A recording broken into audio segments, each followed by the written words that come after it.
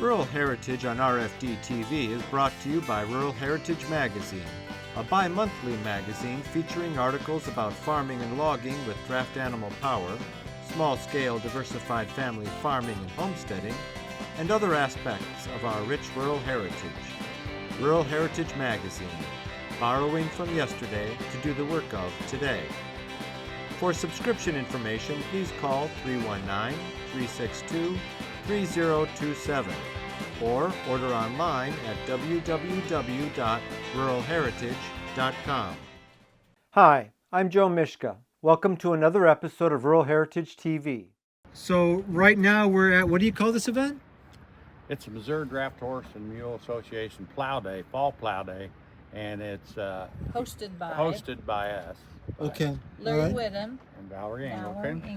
And this is Doc and Captain, and that's Toby.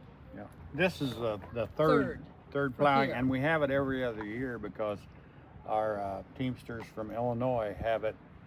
See, it all depends on, bean corn. Right. Okay, they have their field is beans every other year, so they have it one year, we have the next. I see. Okay, that works out good. Yeah. Yeah. With Edwards. Okay. And what you're doing then today is you're kind of marking out the field, getting it ready for tomorrow. Yeah. When most everybody's going to be here. Yeah. Yep. We had a nice rain last night, and it's softened up a little better. I'm glad we did. Can't hardly tell, but we got an inch of rain last night. But Yeah. And 70-mile-an-hour winds. Yeah. Which bring everything to kingdom come. Yeah, that's scary. Yeah, well, it really is. Yeah. I love history, and Larry does too. He makes all these wagons and things, and it just gives you appreciation for how hard people used to work. You have to respect our forefathers. Oh my goodness, they worked themselves to death. Right. So, yeah. Didn't need a gym back then. No. Right. Didn't have to worry about high cholesterol. Right. And there weren't fat people. If you look at some of these buggies and stuff, the seats and everything are really small. Right. And people weren't big and fat like they are nowadays. Right. But young people just sometimes don't want to, participate. Too much work, and it is kind of expensive. We say we do have a lot of work to have a little fun. Yeah.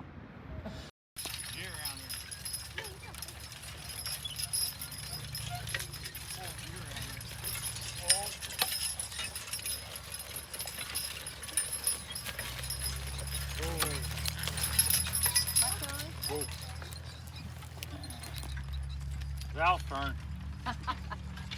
We take turns. We're good at sharing.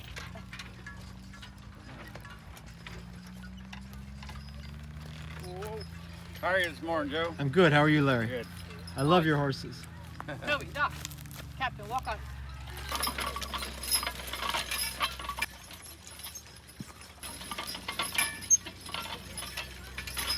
What kind of plow is that?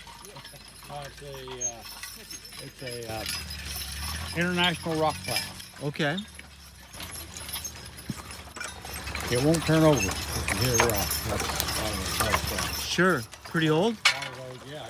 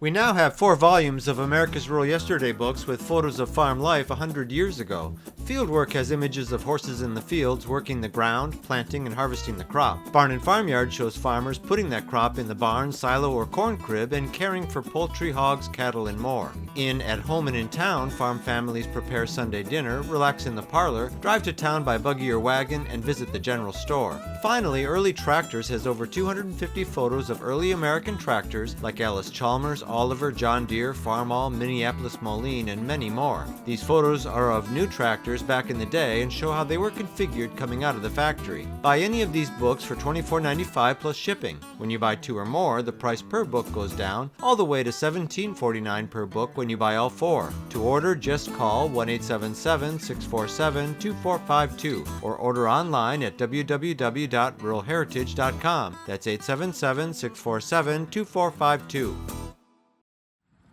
Tell me about your horses. Well, this is Aggie. She's a mare and she's supposed to be pregnant with a mule.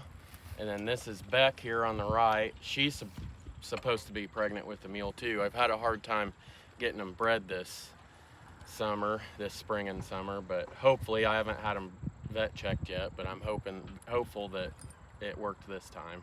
You got a jack nearby that you use? I do. I have one that's not too far away, probably about 40 miles away, a good mammoth jack. Nice. And then we went and purchased our own mammoth jack, but he's only a yearling, a year and a half old. So he's got a while before he's usable, but sure.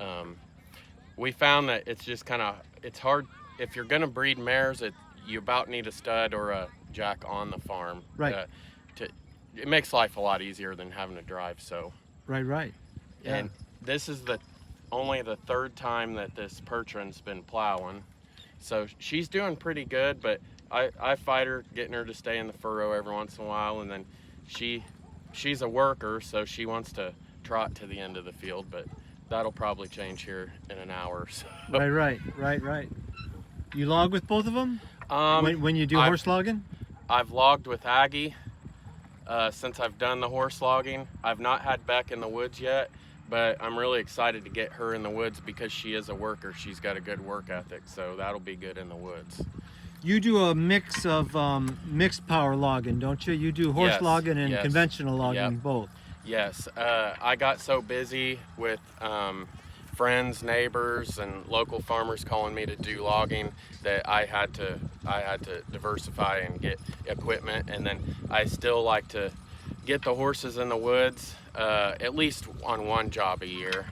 But if it gets wet, we've had a couple of years, the last couple of years, it hasn't really gotten wet, so we were able to keep mechanical logging and not destroy any property. But if it gets wet, that's when I really like to put the horses in the woods. They don't tear up as much, so. Sure.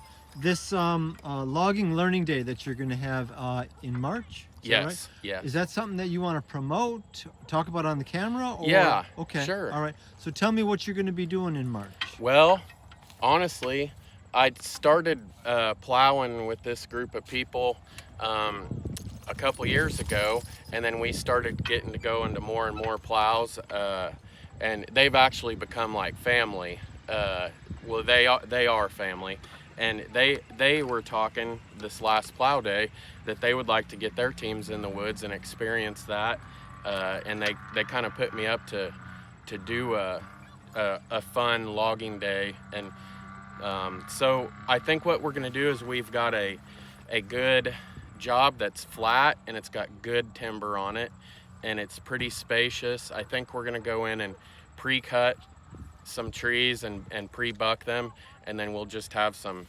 guys willing to do some chaining for everybody, and that way they can experience the logging end of it in a safe manner and a fun way too. And then I think on Saturday, because we all camp together, we'll camp out too. I think on Saturday we might have some events like a log skid between the poles, obstacle. And then I've got an old side load Mack truck. Okay. And we do at our local Thresherman show, we do a logging demonstration where we load that truck with the horses, and we might do that. And I kind of would like to get some bucksaw races going. I think Okay. that would be fun. Now this is South Central Illinois, right? Yes. Okay. Yep. And tell me the dates again. Oh boy. That's okay. I can look up on my calendar and I can put them up on the screen when I'm talking If not, about my it. wife's right up there. She remembers everything. Okay. And so if somebody was interested in doing it, should they just give you a call or? Yeah, yeah, okay. that would work best. That All way right. we could set them up with the right. I would know how many people to prepare food for Right. and camping and stuff Right, like right. that. What phone number should they call? 618-553-4879. Okay.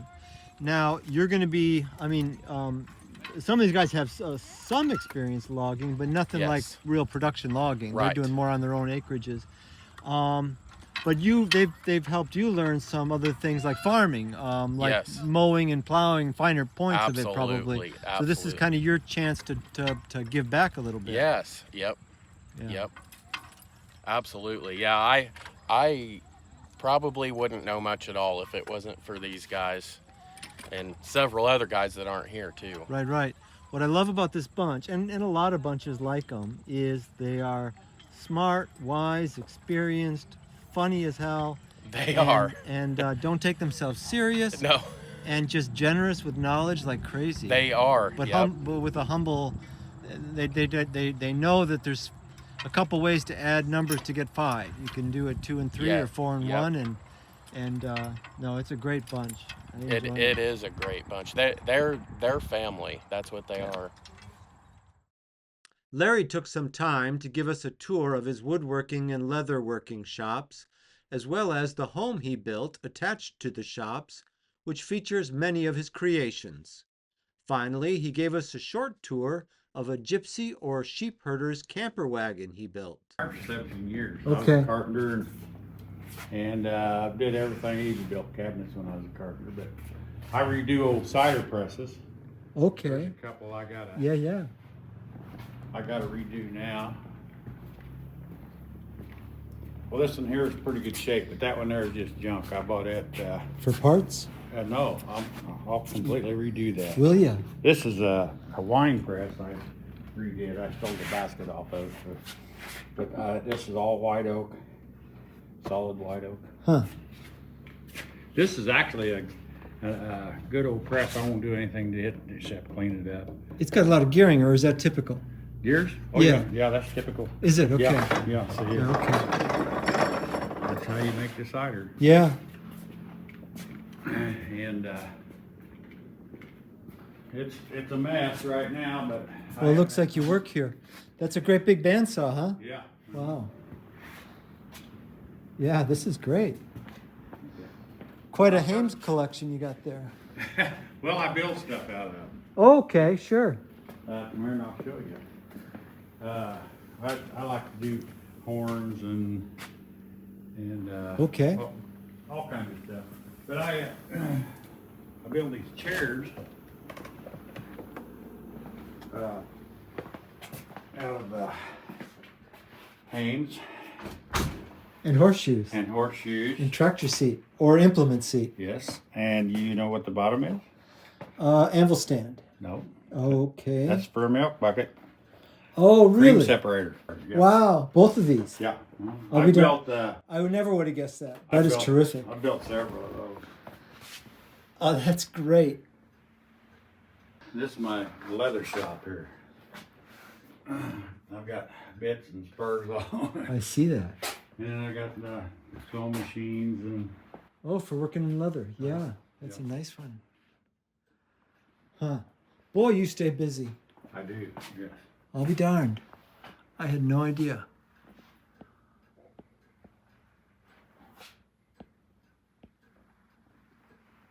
Very nice. Thank you. I built this on. I did all the interior, but only did I built all the cabinets. They're hair on cowhide. Really nice. You got everything you need, Yeah. and you're handy to everything you like to do. That is Built nice. the tables, and then there's some of my leather work, spur straps, and it's got type of things.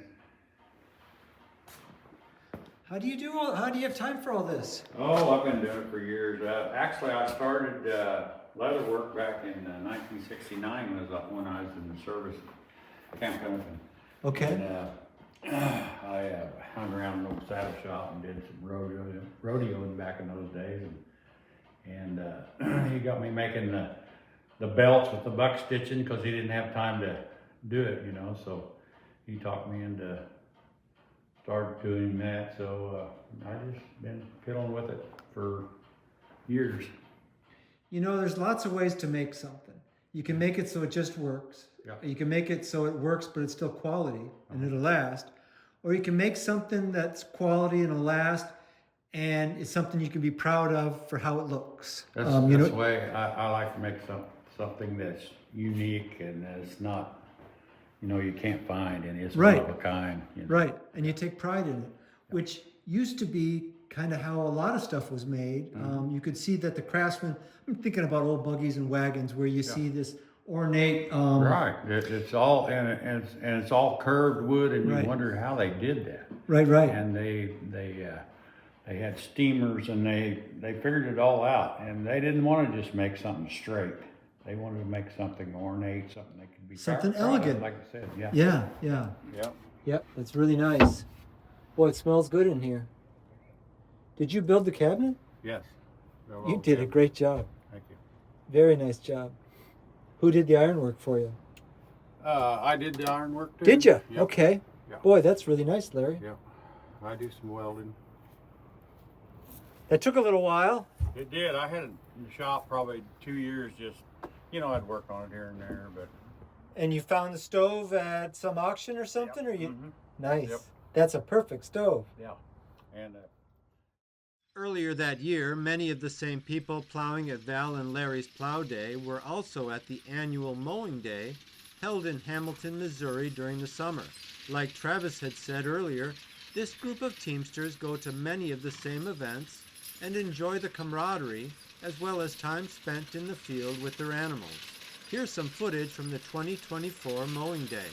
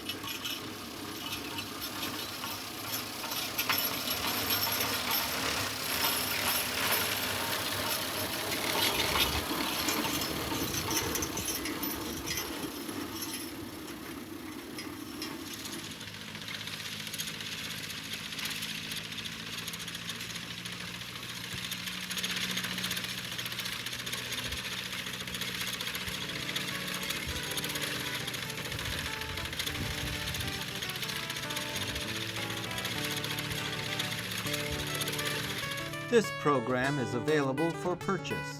To order your copy, please call 319-362-3027 or visit www.ruralheritage.com. Rural Heritage is a bi-monthly magazine dedicated to draft animal farming and logging, as well as other aspects of our rich rural heritage.